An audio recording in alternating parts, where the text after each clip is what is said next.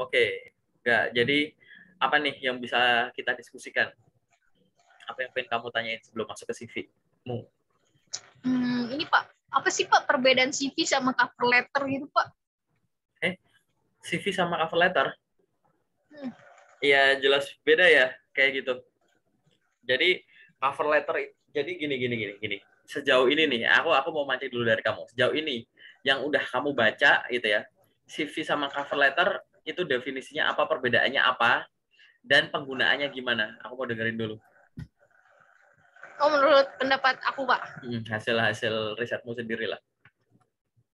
kalau mungkin sih kalau CV tuh kayak ya semacam biodata kan, biodata profil kita gitu kan secara singkat saja. Sedangkan kalau Hmm? cover letter tuh kalau misalnya saya cari ini Pak apa kayak lebih detail ya, menjelaskan CV-nya itu lebih detail gitu. Tapi kadang apa kalau saya lamar beberapa kali perusahaan gitu, ini Pak apa ya belum ada jawabannya gitu. Saya buatnya kayak gitu. Jadi cover letter saya tuh lebih detail, lebih apa menjelaskan lebih dalam dari CV saya itu dan juga apa tuh namanya nambahin juga kayak apa ya inisiatif sendiri kalau di dalam cover letter saya tuh kayak peran saya nantinya sebagai kan saya sebagai sarjana hukum tuh terus peran saya sebagai lulusan hukum tuh ke perusahaan itu seperti apa gitu Pak. Udah nggak tahu deh bener apa enggak. Bisa dipersingkat nggak intinya? CV apa, cover letter apa gitu? Yang secara singkat deh yang kamu masih bingung. Secara simpel pokoknya. Cover letter itu ini, CV itu ini gitu. Bisa nggak kamu simpulin kayak gitu? CV tuh biodata. Biodata kalau cover letter penjelasannya. CV itu biodata, cover letter penjelasannya. Aku tahu maksudmu, ya. Benar tapi kurang tepat ya gitu. Ini aku simpelin aja. Gini, nggak buat kamu atau teman-teman yang nonton sampai dengan menit ini ya gitu. Cover letter dan CV merupakan dua hal yang berbeda. Oke?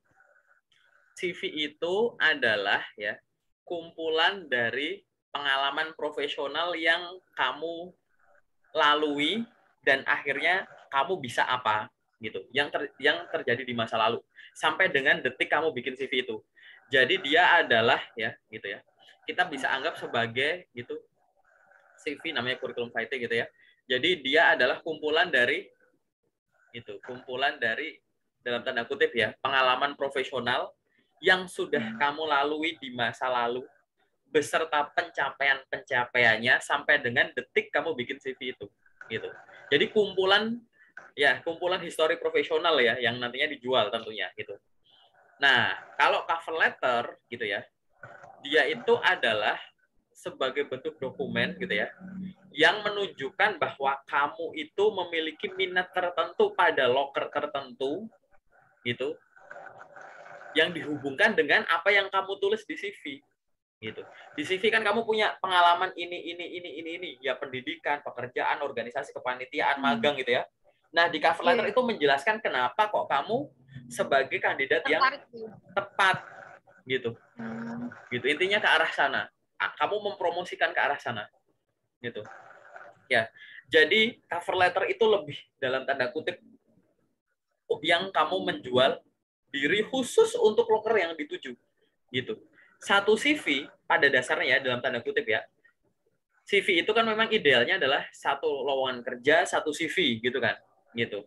Tapi ada pekerjaan yang sifatnya itu nggak se-strict itu. Jadi CV nggak perlu diubah-ubah, dia bisa digunakan untuk ke beberapa lowongan pekerjaan. Beda sama cover letter gitu. Cover letter itu dia spesifik untuk loker itu, gitu.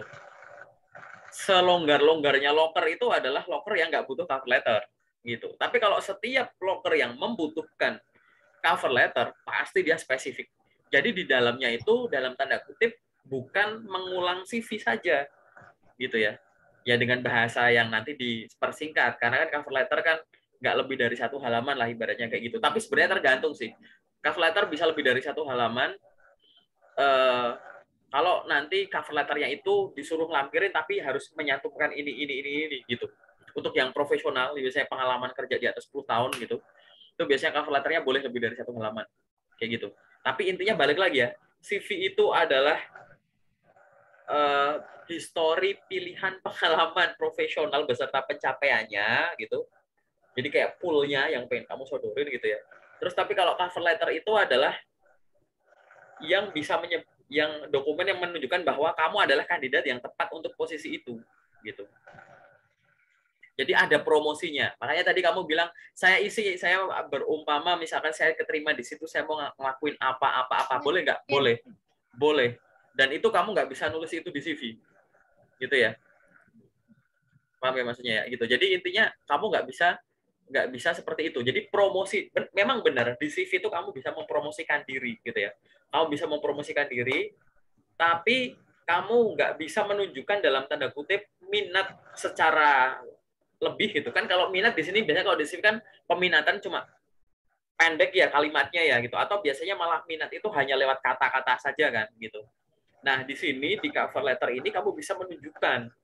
Jadi misalkan kayak di paragraf pertama itu kamu nunjukin background kamu, paragraf yang kedua kamu nanti akan menunjukkan bahwa kenapa minat kamu dan kenapa kamu adalah kandidat yang cocok. Terus paragraf yang ketiga mungkin bisa diperkuat lagi gitu terkait dengan kamu cocok dan kamu bisa melakukan sesuatu yang mungkin orang lain nggak bisa. Jadi itu namanya unique value proposition, baru nanti kayak penutup gitu.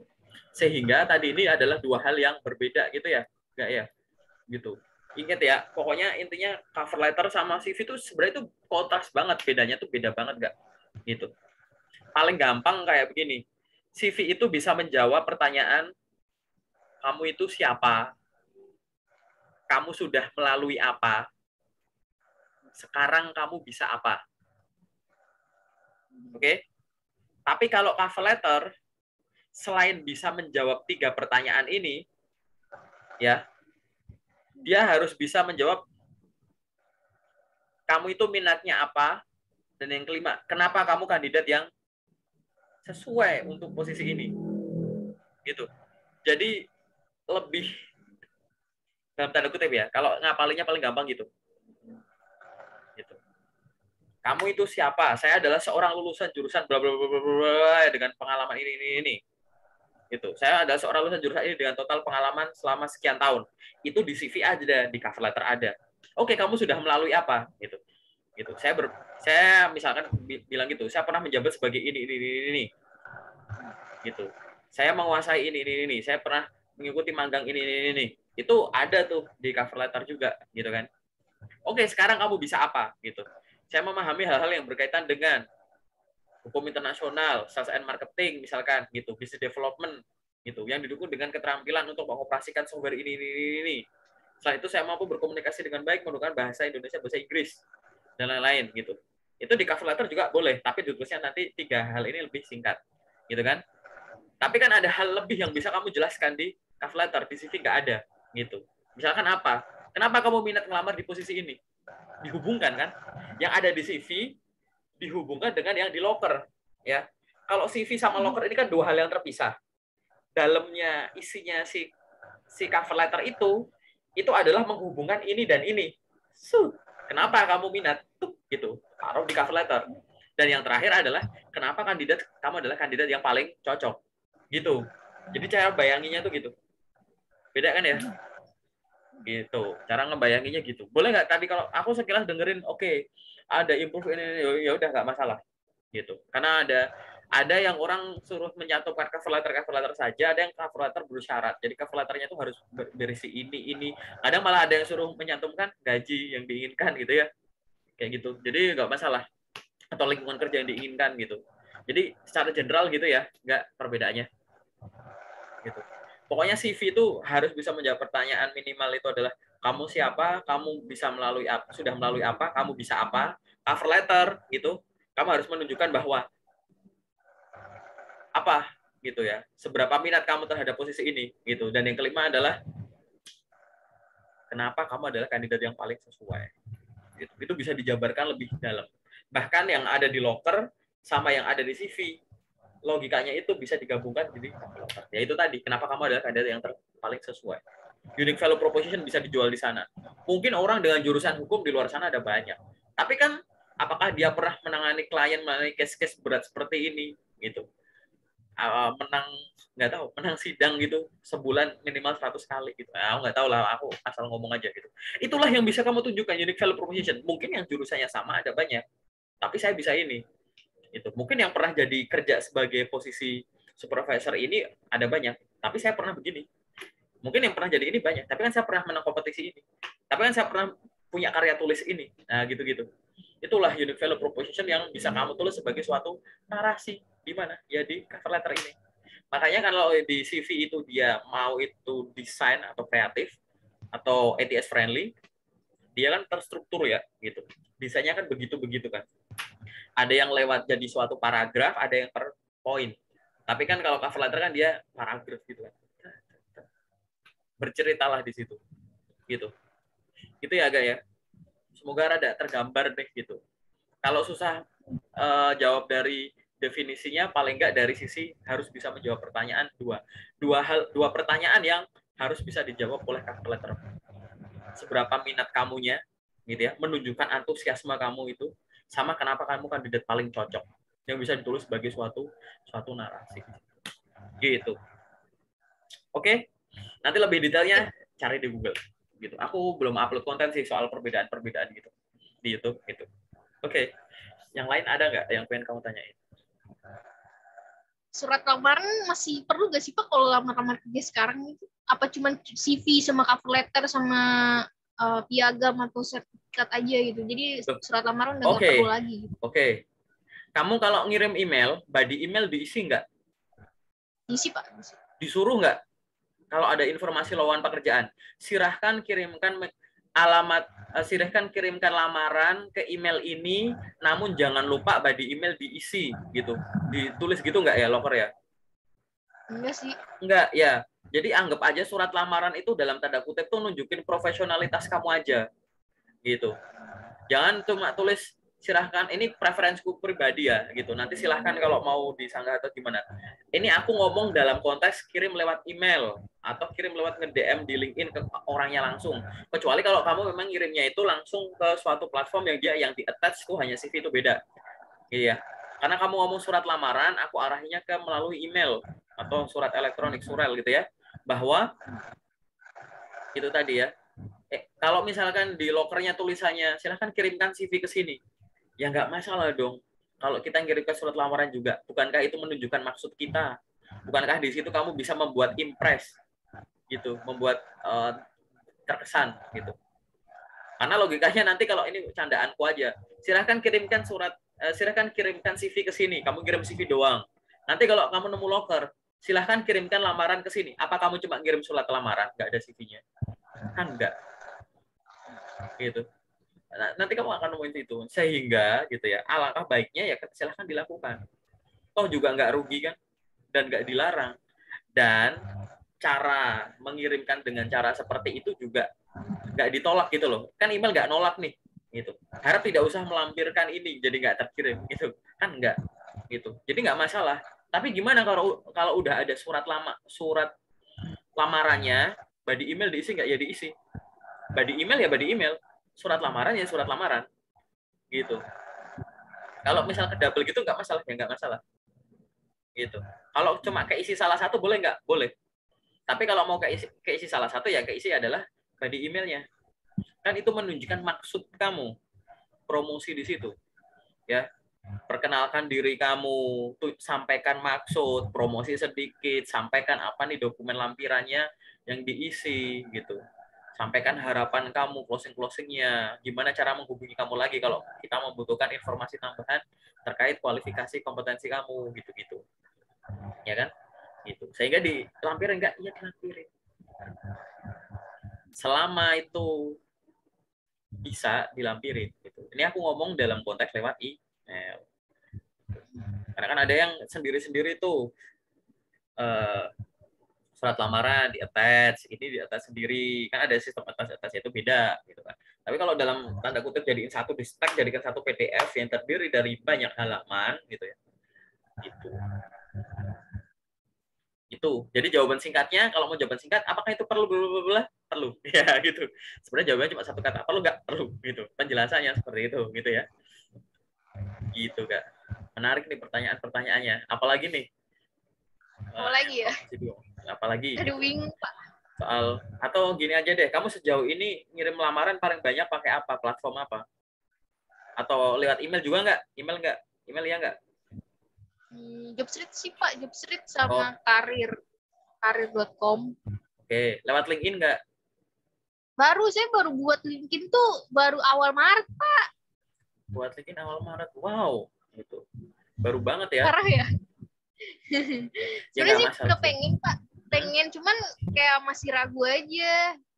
Ya udah pas nanya-nanya sama minta nasihat lah sama teman gitu kan, terus katanya ya udah coba aja buat LinkedIn gitu katanya gitu. Nah, bagus. Soalnya di situ kan tempat yang buat yang job seeker juga lah, ada juga profesional, siapa tahu ada gitu kan. Oke. Ya, komentarku pertama ya berterima kasihlah kepada teman kamu itu siapapun itu namanya itu karena dia memperkenalkan aku terhadap LinkedIn gitu. Yang pertama itu. Yang kedua adalah jangan hanya sekedar punya. Jadi tugas pertama kamu setelah punya LinkedIn adalah silahkan lengkapi informasinya selengkap mungkin, diisi dulu ya gitu. Yang ada di CV itu kamu duplikat tuh ke LinkedIn, di kopas. CV nggak usah diupload. Nanti kamu bakal lihat orang upload CV, bikin postingan pakai CV di LinkedIn gitu, nggak usah diikutin. Caranya nggak gitu. Yang penting profilnya lengkap dulu.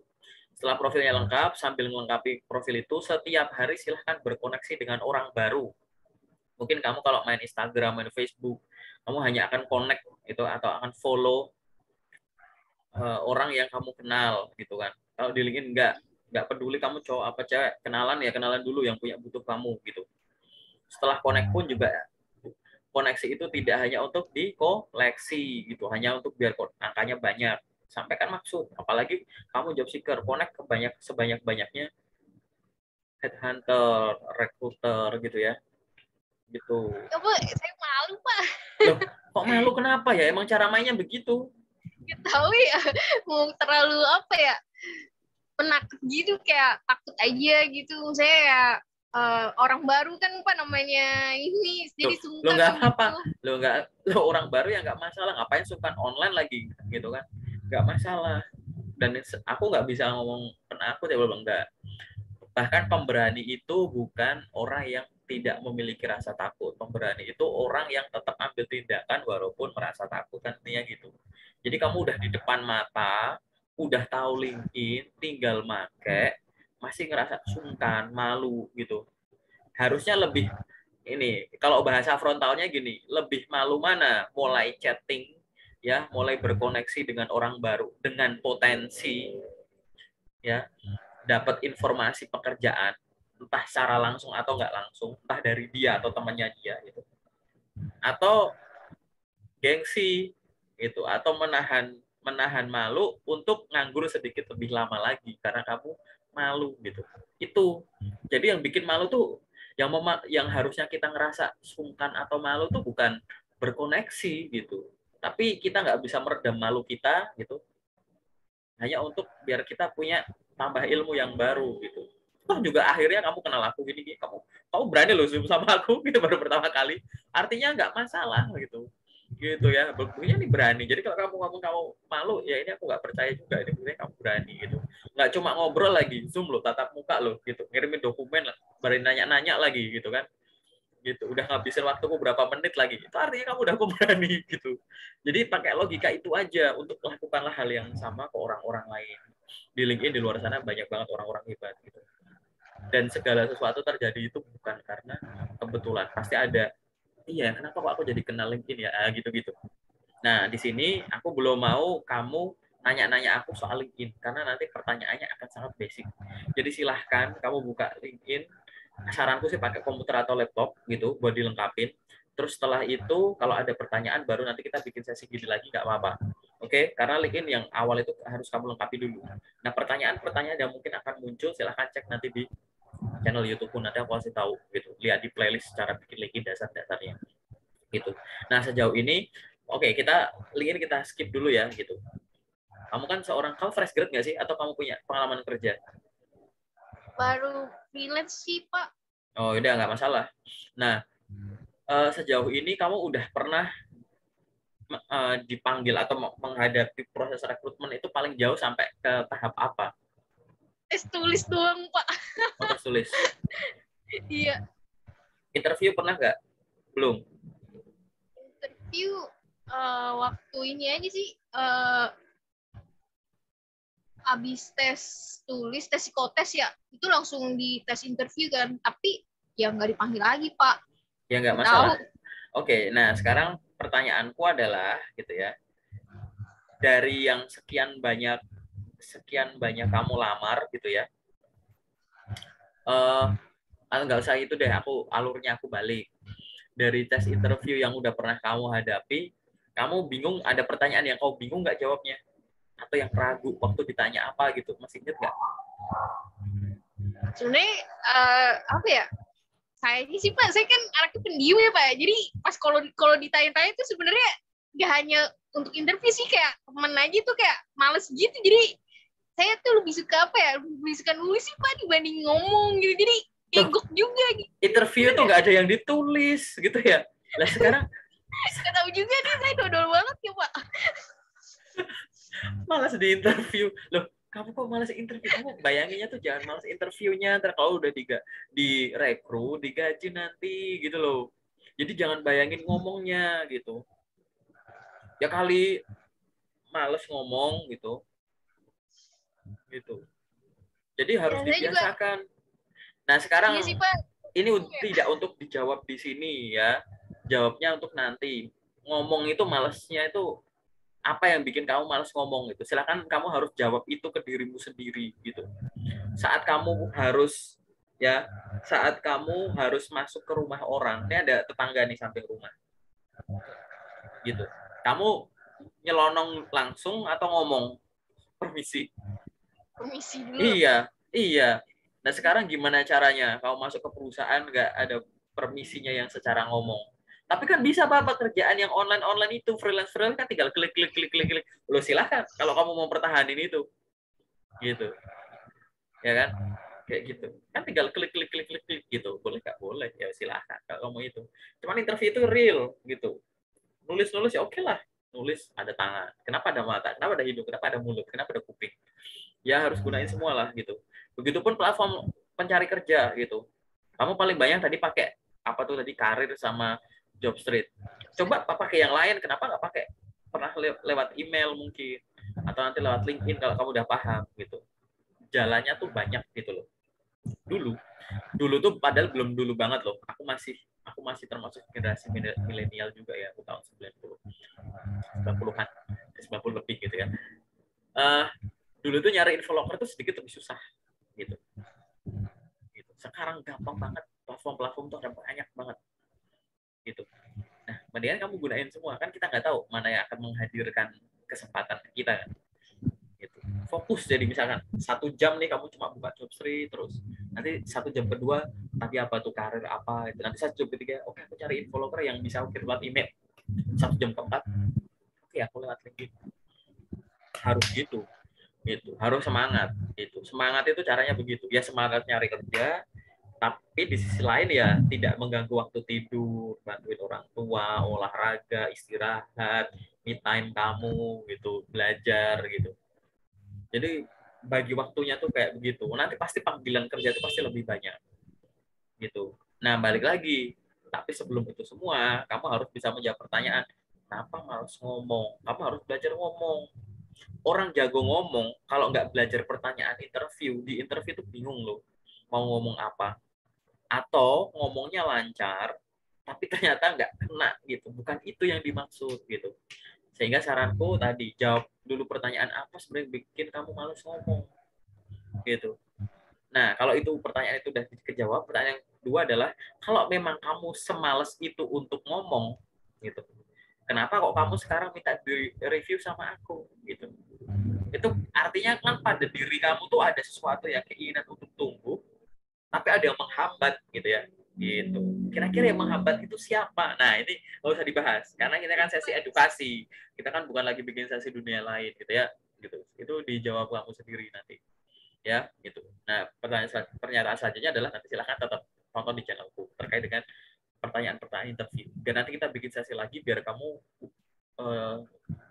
di kepala udah ada modal ilmunya, jadi makin banyak belajar, makin banyak nanya nanti. Gitu. Jadi itu pelajari dulu nanti ya. Gitu. Ada lagi nggak pertanyaan yang lain? Udah sih, Pak. Oh, udah ya. Oke, sementara itu dulu saran dari aku adalah karena tadi ya kamu mengklaim dirimu sendiri adalah orang yang kurang suka ngomong gitu, maka kamu harus membiasakan diri untuk mendengarkan gitu. Mendengarkan dulu, nanti kan kepancing gitu.